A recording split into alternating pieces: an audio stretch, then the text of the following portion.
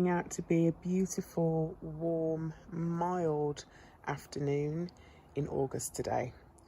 It's been unseasonably cool of late, quite windy at times as well, and I think if the weather forecast is correct, we're actually due a storm.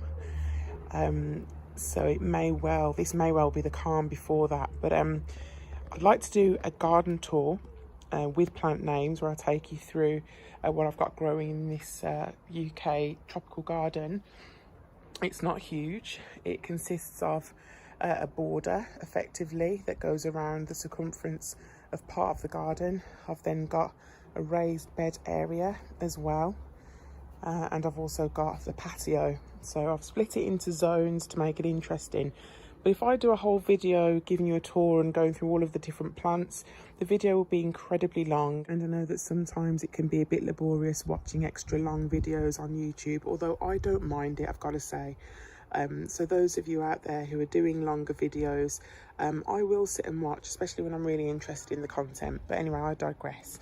So to avoid this being an extra long video, I've decided to cut it down into episodes. And the first one, this one, will be all about the colour that I have in this tropical garden. As tropical gardeners, you'll know that it's mainly about the foliage. We do it for the leaves, we do it for the green, and the different textures that we can get, the different sizes of leaves, the layering, but every now and then a pop of colour is very welcome. And you can already see from these pan shots that I have some colour around, both through flowers and through foliage as well. So I'll take you through what I've got in my garden. Feel free to share with me what you have in yours. Let's have a look. Starting over on this side of the border, I have some crocosmia. I took a small portion of this from my mum's garden, and it spreads quite easily, and it also self-seeds around the garden. It is so beautiful. Now that the flowers are starting to come out, you can see that two-tone. There's dark reds in there, there's yellow tones in there as well. The spiky leaves we put up with for a lot of the season, but when the orange flowers come out, they certainly reward you. One of my favourite bits of colour in this garden, I'll zoom back out again, is this Flux. I just love it. Look at the vibrant colour on that, it's just popping. Some of the flowers are getting a bit tired now. It's been flowering for at least 3 weeks, I'd say. We've got some new ones about to open. The bees love this one. And as I usually say, a plant doesn't need to be considered particularly tropical in order for it to work in a tropical styled garden. It's also very tall. I'm about 5'9" and it comes up to my shoulder. So if you've got an area in your border, perhaps towards the back, that could do some colour, I highly recommend the Flux. It's perennial, comes back every year, and every year it comes back, it just looks better. If you look behind it, I've got some Clematis there, growing up that trellis.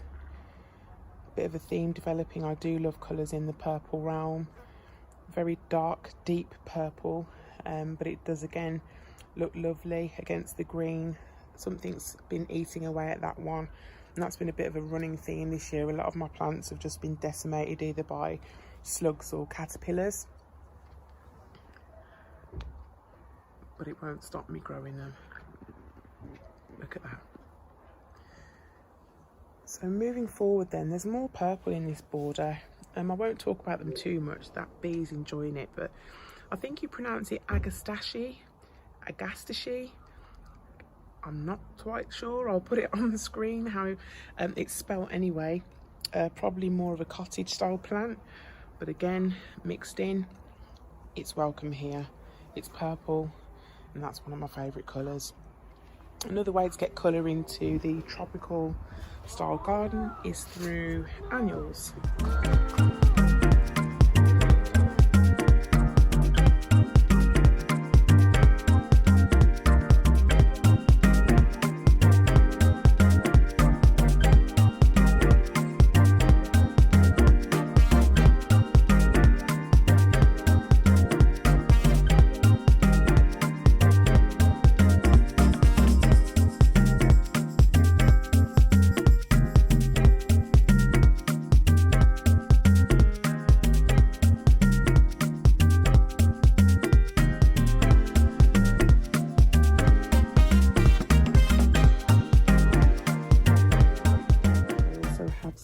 one-stop begonia. Look at that. This just gives me Mediterranean vibes. I really like it. I've got 2 of those.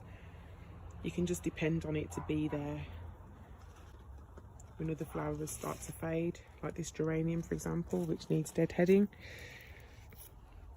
But yeah, gorgeous pops of red there. Okay, moving along, we have some cannas here. This is the Kana Happy Wilma, a red flowering, dark burgundy leaved canna. It's absolutely stunning there against all the green foliage. I love it. It's in a pot, as it's likely that it won't be able to remain outside.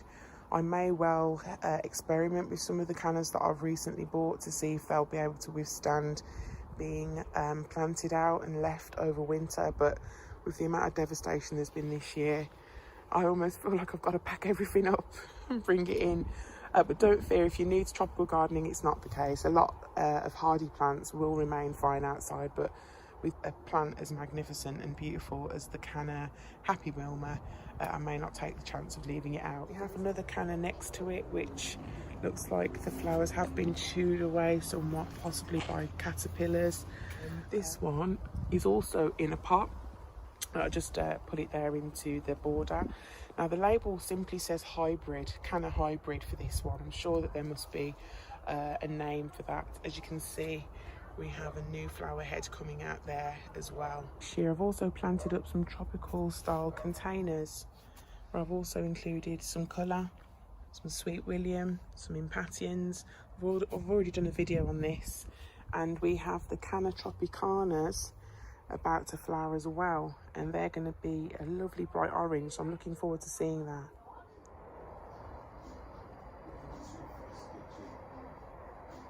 Moving along now to more colour, we have the Alstroemeria, and this is the Indian summer variety. Taken back by it, and there are so many different varieties of it as well.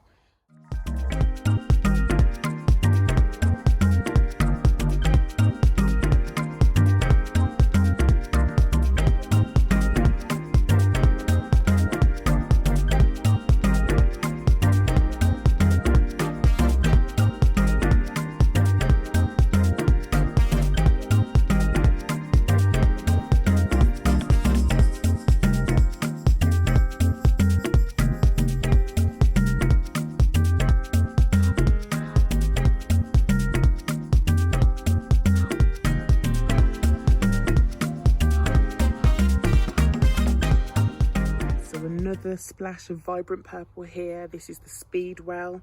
I love these. When they're growing, the foliage doesn't excite me, but when the spikes come out, I'm very happy with what I see. They're gorgeous. Some of these are finishing flowering now, but we've got some new ones coming through.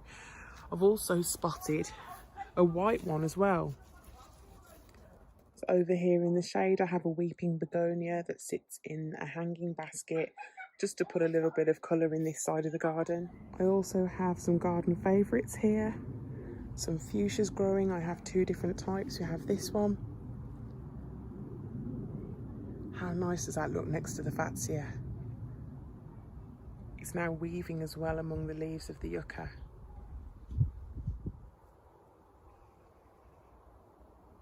This one, which is 2-toned red and purple, just dancing there behind the bamboo.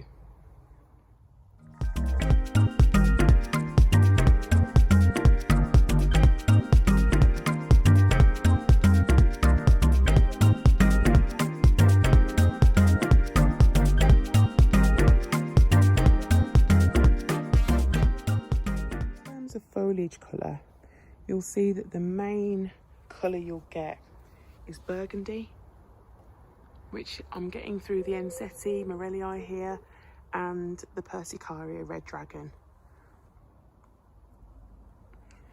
It just makes a welcome contrast to all of the green. You'll see as well, you'll have seen in previous videos that I have Photinia Red Robin growing in the garden, both here and on my raised bed. You can also get ferns where the leaves aren't solely green. This one has some gorgeous corally orange on it. Now I don't know the name of this. I picked it up in a garden centre recently. It was on offer and I thought, yeah, that can live with me. I also have this icy green, almost grey Mediterranean Spurge, a genus of Euphorbia, which just looks so good on the grey patio next to my grey furniture. It was originally in the border, but I didn't like it there. And then so I've put it on here instead and it fits perfectly. And then we have the dynamism of that Festus bluegrass. Look at that. Almost like the base of the plants had an electric shock. And it just provides, again, that contrast against the other plants. Makes the eyes have to work and think, what's that? That's something interesting, something new, something different, when mixed in with everything else. Here we have a Mangave, which, as you'll see, is quite colourful when the new leaves come out. They often come out with the pink stripes down the side in this particular type. Finishing off with the cordylines.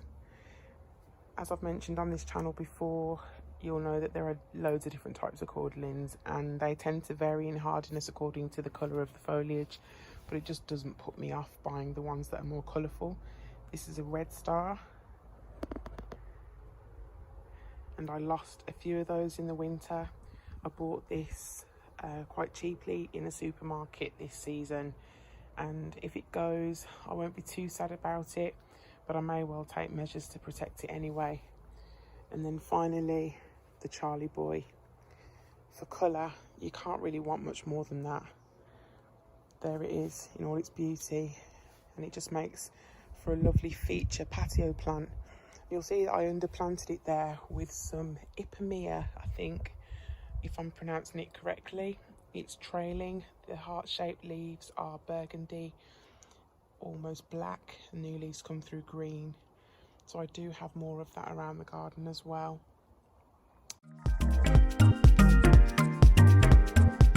Mentioning here as well, some things that didn't quite work out.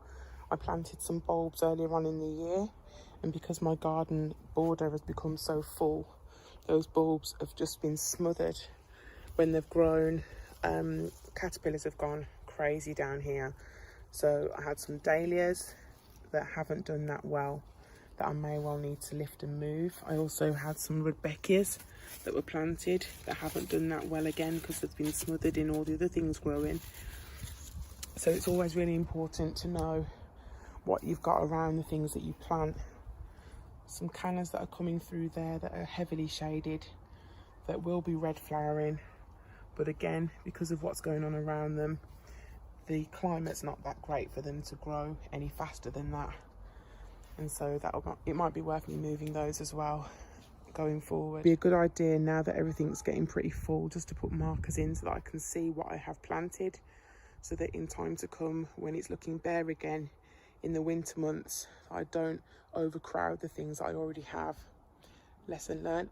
Every day is a school day. So that's it for this one. I hope you've enjoyed seeing the colour that's in this garden. I believe that there's more to come with some of the cannas that are starting to open, and the lobelia and salvias that are just beginning to come into flower. Hope you've enjoyed this one. Take care.